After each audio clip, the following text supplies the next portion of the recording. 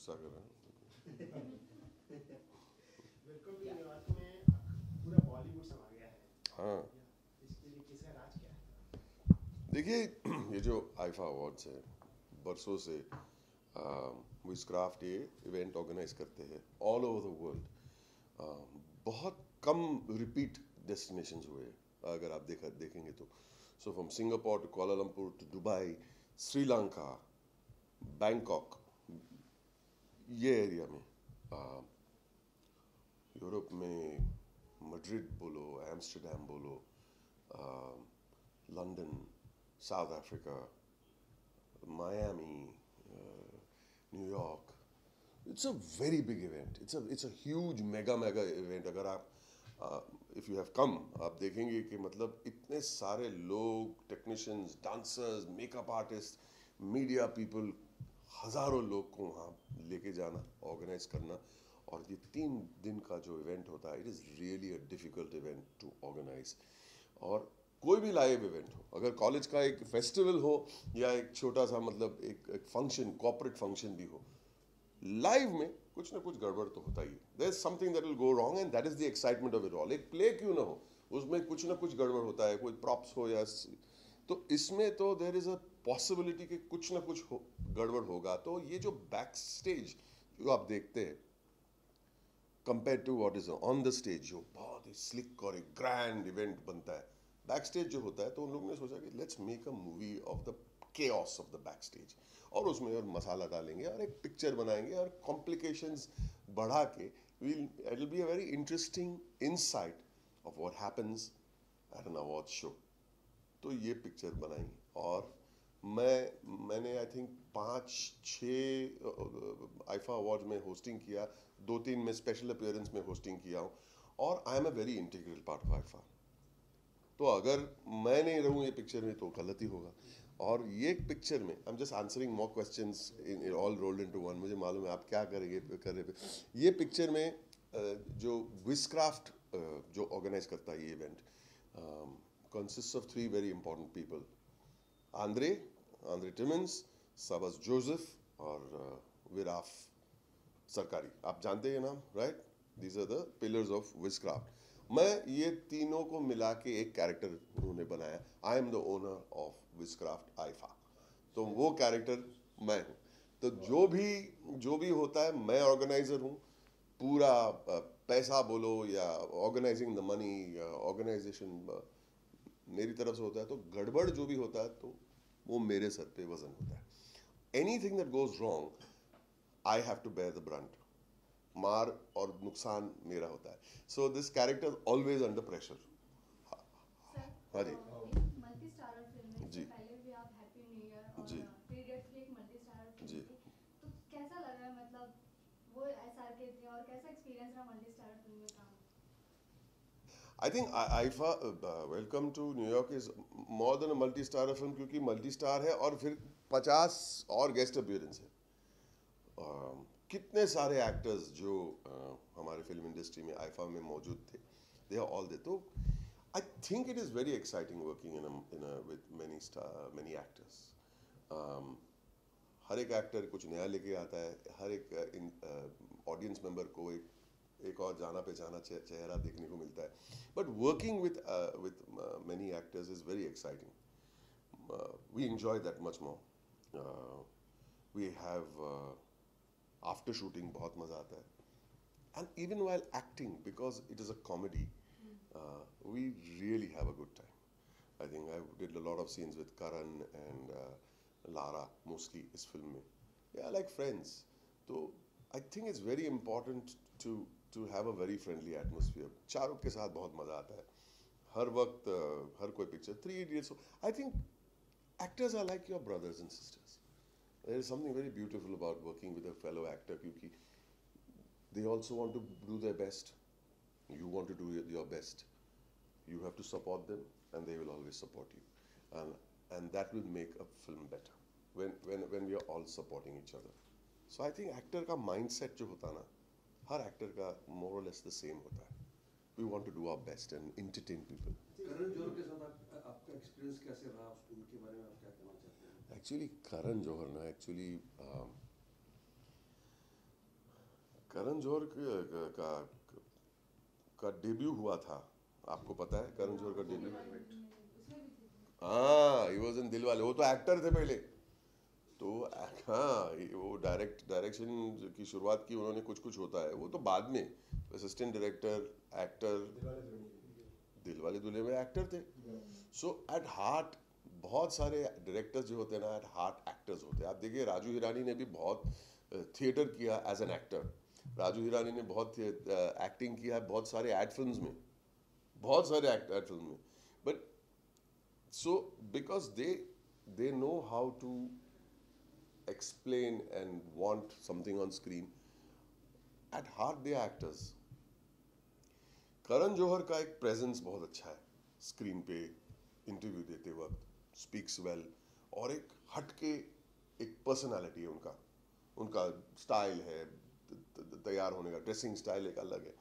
और स्क्रीन पे जब आते हैं ना, he knows the craft. On top of it he is a very jolly person.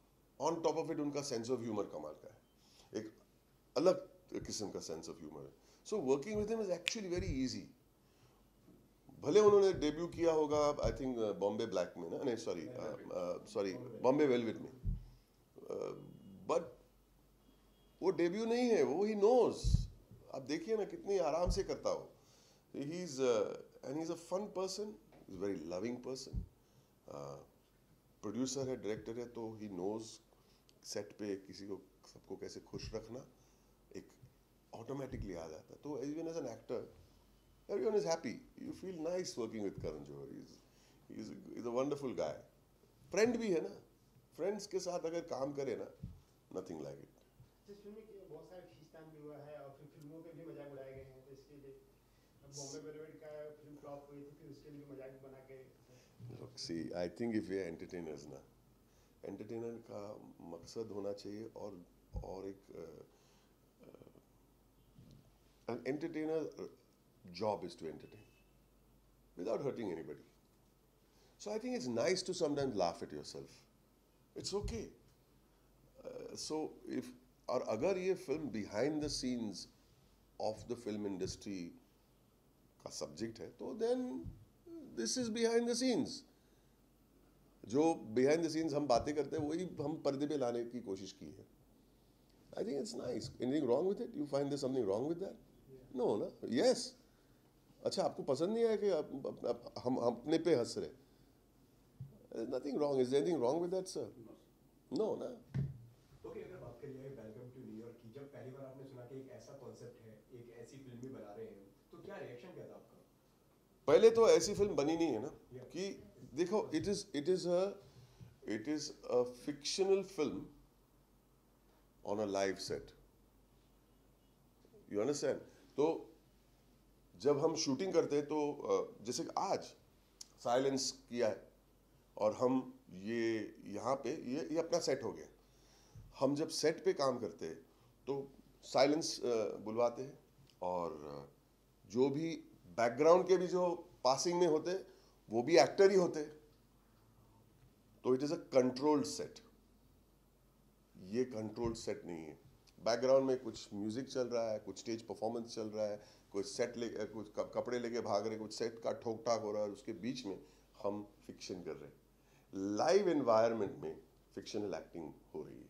It's very difficult, it's a very difficult thing, because हमें set पे control नहीं है, और हमें सेट पे कंट्रोल चाहिए भी नहीं, बिकॉज वो जो नेचुरली जो हो रहा है, the crowd is not extras, junior artist, the crowd is real. जो टिकट खरीद के आए, they are there, they are not कि हमने ऑर्केस्ट्रेट किया है और ऑर्गेनाइज करके आप लोग यहाँ पे बैठो, आप लोग यहाँ पे बैठो, अभी ये crowd, no, they are the real crowd. The performance is not कि हमने बैकग्राउंड में कुछ किया, it's a real performance of who are the real performers, which is the beautiful part of this movie. तो एक बहुत ही अननोन टाइप की कमोडिटी है। It is a very unusual film, and I feel you must try out different ways. Like earlier you worked for Munna भाई, जी, 3 Idiots, जी, घोसला वाली film, जी, आपने जबरदस्त परफॉर्मेंस दी। जी, थैंक यू। इस फिल्म में आप वैसा ही परफॉर्मेंस एक्सपेक्ट करते हो, रिएक्शन पब्लिक? मैं तब थ्री इडियट्स में काम किया तो मैंने एक्सपेक्ट नहीं किया था कि मैं वैसा ही कुछ करूँगा. You have to do your best.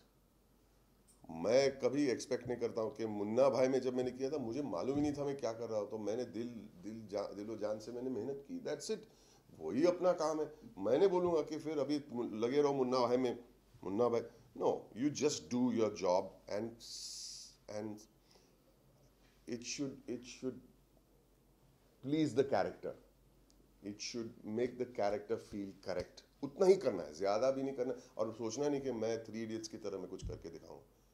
I don't think that's how you approach a role. मैंने जब थ्री इडियट्स किया था मैंने सोच रहा था कि ये थ्री इडियट्स में थ्री इडियट्स जैसी कैरेक्टर बनेगी. I am very happy and grateful to all of you that it became well known. So this film I just did my job. Every film you have to try. Bat घुमाना है, छक्का लग गया तो लग गया, नहीं लग गया तो कोई बात नहीं. बोमन सर, हर जॉनर की मूवी आपने की है, कॉमेडी हो, सीरियस हो, जी. कोई भी हो. सबसे टफ कौन सा रहा है आपके लिए कि बहुत प्रॉब्लम हो रही है इस कैरेक्टर को प्ले करने में? जिस कैरेक्टर के लिए मैंने अगर प्रेपरेशन नहीं किया वो टफ होता है. फिर कॉमेडी हो, सीरियस हो, विलेनस हो, कुछ भी हो. If you prepare for a character, it's like giving an exam. जब एग्जाम के लिए जाता पेपर बहुत टफ था, बहुत हार्ड पेपर था. अरे क्यों हार्ड पेपर था?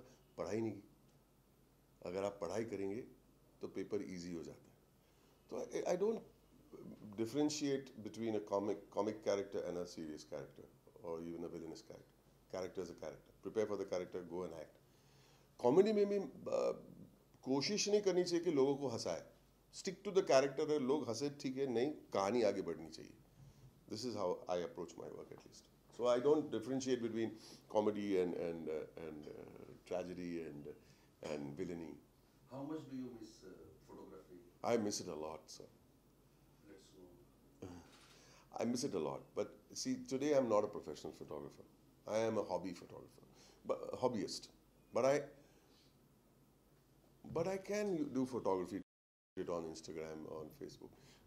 इतना तो मौका है. पहले हम लोग एल्बम में रखते थे और दिखाते थे, देखो ना मेरे फोटोग्राफ, हाँ अच्छे when you started, you know. But today I can't. इतना तो मौका है. I'm like a little kid enjoying कि दुनिया देखती है और उसको लाइक करते हैं या नापास करते हैं.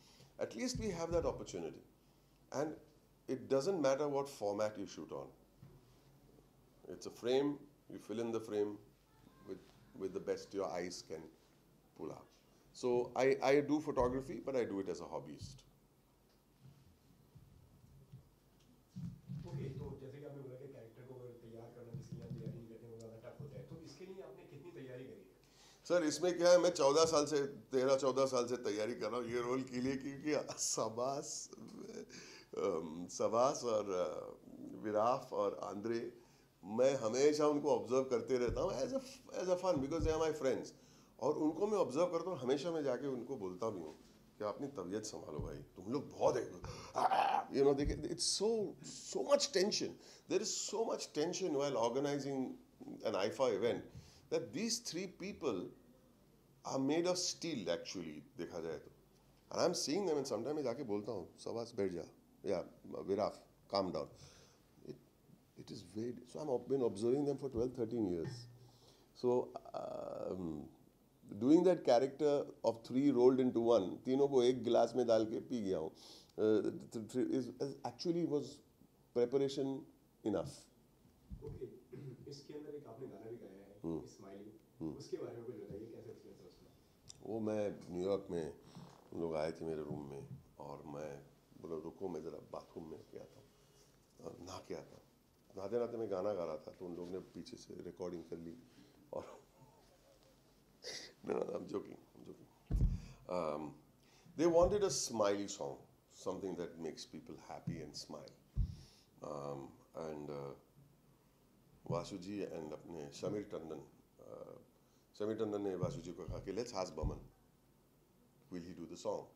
मुझे फ़ोन किया, मैं बोला आ जाए, सुनते तो क्या आपके, बिकॉज पहली बार सुना एक स्माइल एंथम, लाफ्टर एंथम. तो आके गिटारिस्ट आए, सुना, मतलब okay, went to the studio, recorded it. That's it. I think if you don't have to sing the song as a singer as much as you have to sing the song as a happy person. I like to be happy, I like a good energy. मैं अभी बहुत seriously बात कर रहा हूँ आप लोगों के साथ में, एक्चुअली रियल लाइफ में ऐसा नहीं हूँ। I like to keep it light. तो ये सॉन्ग लाइट हार्टेड है। बहुत सारे स्टार्स आए हैं इस गाने में, अपने लाफ्टर दिखा के गए। So that's how I got selected to do this song. It was so much fun to do it. Okay, last. एक ही question. Yeah. You also ask a question, right? Last question, Holi आ रही है तो fans हाँ, वो करेंगे, वो लास्ट में करेंगे। We'll do that, don't worry. Yes. Sir बहुत लेट आपने मतलब बॉलीवुड में ये किया था तो क्या बोले, बहुत लेट। मतलब बट कैसे उस लेट मतलब क्या? बूढ़े होके? नहीं बूढ़े कोई बात नहीं, मैं समझ गया आपका सवाल, समझ गया मैं। जर्नी को कैसे डिस्क्राइब करते हैं आप? सॉरी। आवाज के जरिए जवान है। हाँ। हाँ, तो पूरी जर्नी को कैसे डिस्क्राइब करेंगे आप? मतलब देखो, थोड़ा मैं फिलोसॉफिकल बनता हूँ आपके लिए। लाइफ में, बचपन में हर एक इंसान का कोई ना कोई अरमान होता है, और अरमान होने ही चाहिए। अगर आपके पास अरमान नहीं है तो वो ज़िंदगी कुछ काम की नहीं है। लेकिन जितना बड़ा आपका अरमान, उतनी बड़ी ऑब्स्टिकल्स आते हैं, और जब ऑब्स्टिकल आते हैं उसे स्ट्रगल कहते हैं। अगर आपके अरमान पूरी हो जाए विदाउट एनी ऑब्स्टिकल, तो अरमान कमाल की अरमान नहीं थी, मज़ा नहीं उसमें। कमाल की अरमान नहीं थी, आप बड़े नहीं सोच। तो मैंने सोचा एक दिन मैं एक्टिंग करूँगा ज़रूर, लेकिन वो जर्नी होनी चाहिए। मतलब मैंने शादी बहुत कम उम्र में की, डैडी बहुत कम उम्र में हो गया था, तो एक रिस्पॉन्सिबिलिटी आ जाती है। अभी मैं अरमान के पीछे भाग जाऊँ और फैमिली को निगलेक्ट करूँ, वो भी गलत है। तो मैंने सोचा, take your time, pick up photography, because that is also part of your training as an actor, as a person, film. I want to be a filmmaker also, right? So you have to fulfill certain duties and keep one eye on the अरमान। और obstacles आते रहेंगे, वो obstacles अच्छे होते हैं हमेशा। That's why it became, according to you, late. मेरे हिसाब से लेट नहीं है। लेट कौन सोचता है? जो एक जिंदगी का टाइमलाइन को डब्बे में रखता है। ये उम्र में शादी होनी चाहिए, ये उम्र में ये होना चाहिए, ये उम्र में सेटल डाउन होनी चाहिए। मैं कल कुछ भी करूं, मुझे कौन रोकने वाला है? सिर्फ मैं, कोई मुझे रोकने वाला नहीं। मेरी अरमान है, मैं करूंगा। उसका कोई टाइमलाइन और उसका कोई एज नहीं होता। Please don't tell anyone that you are too old to do this. अभी ठीक है, अब दादा बन गए, अभी अब आराम कीजिए। आई एम सॉरी, मैं दादा बन गया, मैं और एनर्जेटिक बन गया। So always fulfill your dreams. You have one life to live. Holi है, हाँ। होली आ रही है तो फैंस के लिए क्या विश करना चाहिए? बोलो, एक लाइन दिला दो, मैं बोलता हूँ, फिर अपनी तरह से बोलो। What would you like me to say? Because मैं बहुत कभी लंबा जवाब देता हूँ। हाँ, कमिंग। बोलिए सर, आपके अंदर मैसेज देना है कि विश यू हैप्पी होली करना है? किस तरीके का चाहते हैं? पहले तो हमारे हिंदुस्तानी त्यौहार हमेशा मेरे हिसाब से बहुत रंग बिरंगे होते हैं, और Holi is probably the most रंग बिरंगा ऑफ ऑल। वेस्ट में वाइट होते ज़्यादातर त्यौहार, सफ़ेद रंग के। हमारे यहाँ रंग बिरंगे त्यौहार होते हैं, और होली इज़ द मोस्ट रंग बिरंगा त्यौहार ऑफ ऑल। तो आप रंग बिरंगे त्यौहार मनाइए अपने, और वो तो सिर्फ कलर एक फिजिकल चीज़ होती है। अपनी ज़िंदगी को, अपने फैमिली को रंग बिरंगी कीजिए। आई थिंक दैट इज़ उसका जो मतलब है। You have to bring colour in your life, not on your clothes alone. तो ये है मेरा message. Wish you very happy Holi. आप किस तरह से एंजॉय करते हैं होली? रंग बिरंगा। कोई आए, मुझे अच्छा लगता है। सेट पे होते तो होता है कभी कभी, लेकिन क्या है, कंटिन्यूटी के लिए कलर रह जाती है और फिर प्रॉब्लम होता है। बट आई एम ओके, कोई किसी को मैं रोकता नहीं कभी। I am very okay with it. आपका और भी 2018 में आने वाली फिल्म का कौन सा? वेलकम टू न्यूयॉर्क है, फिर परमाणु है, फिर ड्राइव है, फिर झलकी है, फिर राजकुमार हिरानी की फिल्म में संजय दत्त बायोपिक पे मैंने एक गेस्ट अपीयरेंस किया है। वो तो करना ही था, वो छोड़ते नहीं भाई साहब, छोटे भाई है लेकिन वो थोड़े। और total Dhamaal have started, 2 schedule उसके भी हो गए। तो एक इंटरव्यू पूछ रहा था कि लास्ट ईयर में थोड़ा आराम कर रहा था, मेरा पोता आया था तो मैं पोते के साथ खेल रहा था और मैं और कुछ काम कर रहा था, वो बाद में बताऊंगा आपको.